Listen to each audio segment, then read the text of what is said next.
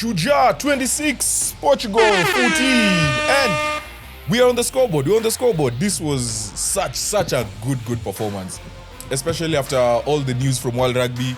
After game ya kwanza, when we were expected to beat Samoa, which is a team that came from Challenger, we really needed this win. We needed it badly. Recap brought to you by M-Pesa. Send money to anywhere in the world, over 170 countries, straight to Western Union. You can make online transactions, and sponsors of Kenya Rugby Sevens and the SHUJAA. Now, this game, I need to give the MVP a big shout out. The fans, you guys were special. Baka, every time, I don't think there's a game where the director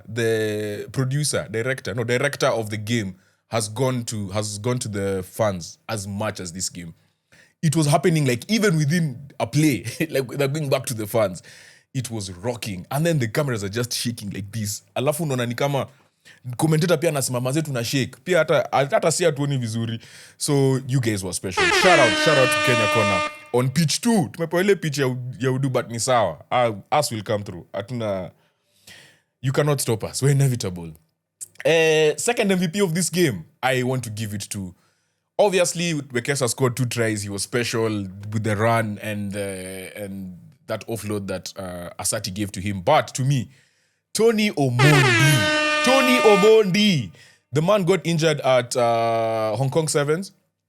Obviously, he's one of the leaders of the team. He's also crucial in how we play, like leading us from the 10, playing as a fly half, basically. Comes sweep at times, changing that role with Asati. Like, anafanya kila kitu kwa his squad in a good way, right? Like, he's a bit of everything.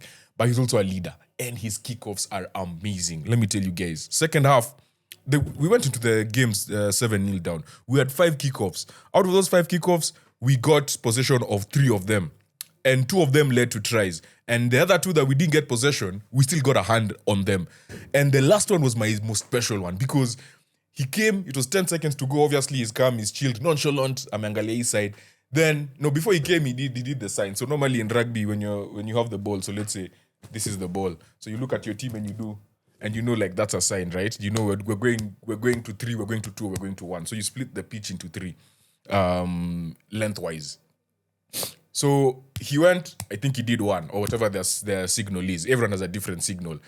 Then he's going to kick, he just stands. You see, even Pato from the other side going going from the right side to the left side, knowing now kickoff is on the other side. Thing goes straight up. Onyala comes out of nowhere, like a thief in the night, pale kwenye wing. And I'm just like, yo guys, you guys are going to make me cry. Onyala had 2 amazing contests on the kickoffs. Oro had 1 as well. That was the first one of the second half, which also led to a try. So we were so special, like especially coming to the second half. And Tony Omondi was the epitome of that. Guys, kickoffs can make a big difference. As you guys saw in the Lionesses, the kickoffs were not going 10. Na hizo ni possession race, unapatia position. Unapatia midfield midfield penalty, midfield free kick, half penalty. And it's such a nice place to set up your play, right? Especially if you're a team that likes running, which Brazil was and is, and Dr. Kondakufanya against Lionesses. So, Tony Omondi, welcome back. I'm so happy you're back. Sometimes you don't know what you don't have until it's gone. And when you get back, it's so good to have you back. Like, I'm so happy the guy is fit. Yeah. Who else? Obviously, Wekesa. Wekesa was just special.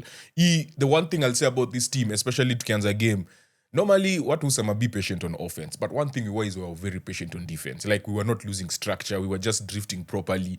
Like, we were just chilled, especially in their half, right? We were just trying to defend and play. Like, they know that we're the team that has come from the circuit, the main circuit. So they're going to try and really, they're coming to really prove a point. Unacheki. And you need to prove a point, and it's very easy kuchapwa vile Samoa alifanya. And knowing what happened in the Samoa game coming into this one, Pia, you might be a bit too eager to want to do things. So I loved the patience we showed to start this game. Obviously, Portugal scored. They went 7-0 up. They just kept on looking for that midfield line break. Like, that was their thing the entire game. And even the try, ilikuja through a line break. They had a line out. And 2 of our Kenyan players kind of collided there. Alafu, akachukua 2 ball, just ran through and went and scored under the post. So it was 7-0 down. Another person who really shone for me in this game, none other than Asati. To second half, to Portugal walifanya. They decided now we're going to have a quick our nini is going to be much quicker, our line speed. So tumepata ball hivi, Pato amepewa ball. Hii ni the first phase of play of the second half after Ora ameshinda ile kick-off. Naona wasa wanatoka mbio, nikasema wow, this is perfect for us. Because now all you need to do is just one step and you're out.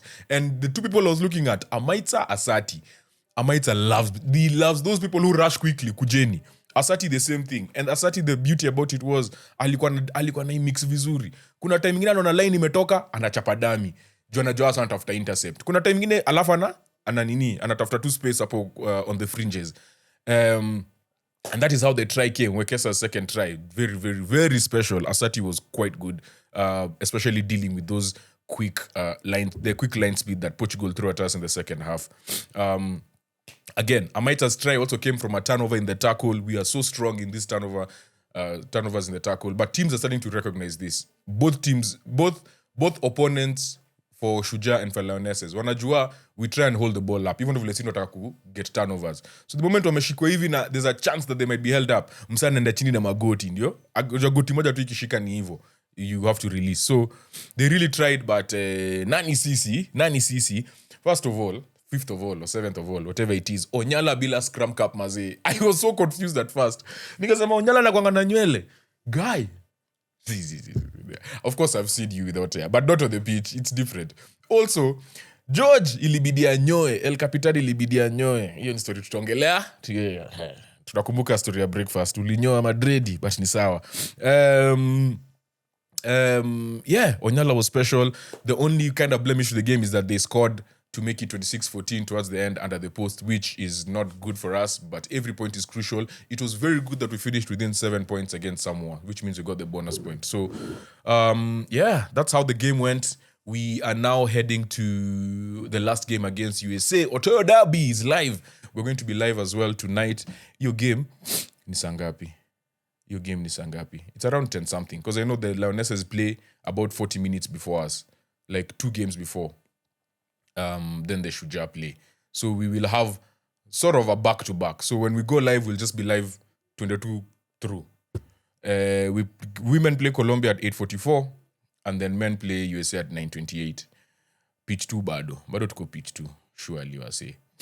And then whatever the outcome is,